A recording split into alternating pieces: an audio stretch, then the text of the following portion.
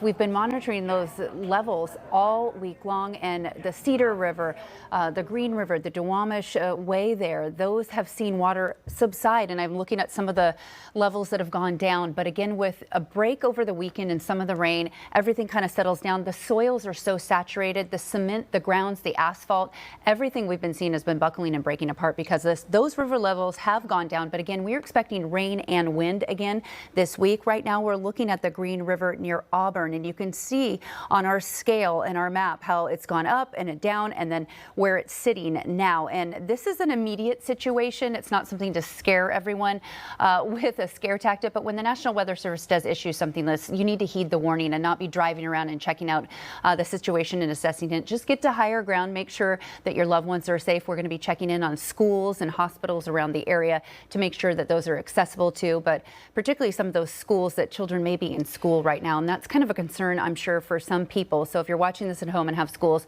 I'm sure your schools are going to be contacting you and letting you know what's gone on with this levee river failure there. Yeah. And we're going to be dealing with this, Hannah and Alona, for the week to come. Not only the aftermath, but another round of rain that keeps pushing in. We get a little bit of a break, but that downpour woke me up last night. Heavy, heavy rain at times. Yeah, what's so concerning, and we've been saying this, is that this alert, this flash flood alert, is going on until 9 p.m. So we have many, many hours to go, and that's what's really concerning. And as Aaron just mentioned, you're going to have, frantic parents who possibly are trying to get to their kids right now, and school districts trying to deal with this. But if you are just joining us, I do want to say again, the areas impacted would be the Green River, and then it's going to include Kent, Renton, and Tukwila. So if you live in those areas and you know your neighborhood floods a lot every year, you probably want to get out of there. I mean, even if maybe just as a precaution, if you have somewhere to go, I would get out of that area. Also, when we talk about other water levels here, we are concerned with Duwamish Waterway and the Cedar River as well, according to the National Weather Service. So all of this, Ilona is also tracking for us. Ilona, what is the most imminent issue right now? Yeah, so I want to talk real quick. Can we put the graphic back up with the forecast for the river? I just want to talk to one thing, because one thing that stands out to me is that although you can see it's going to be a fairly consistent level and flow there for the next several days, that right now is not our main concern. What the main concern is that there has been some sort of failure to the levee system, likely because we were watching some of those area rivers so high.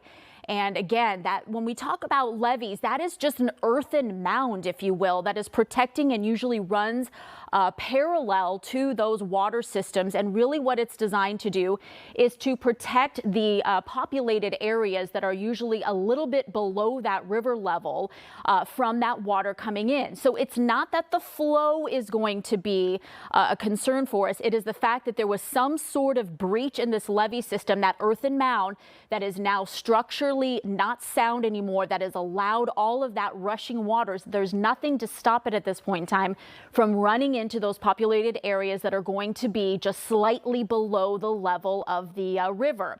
So let's talk about that river, that flash flood warning. So as we mentioned, this was issued just a short time ago by the National Weather Service for all of those areas that you see here. Hannah and Aaron have been talking about some of the specific cities that are involved here.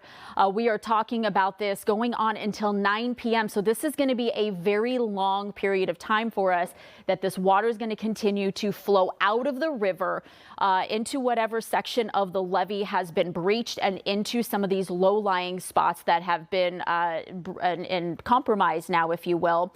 And we're going to continue to watch those impacted areas from the Green River, as we've been mentioning.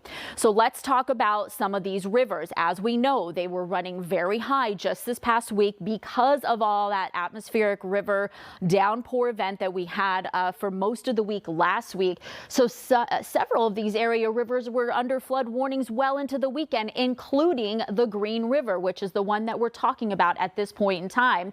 We do have a flood watch going now until Thursday for much of the Puget Sound lowlands.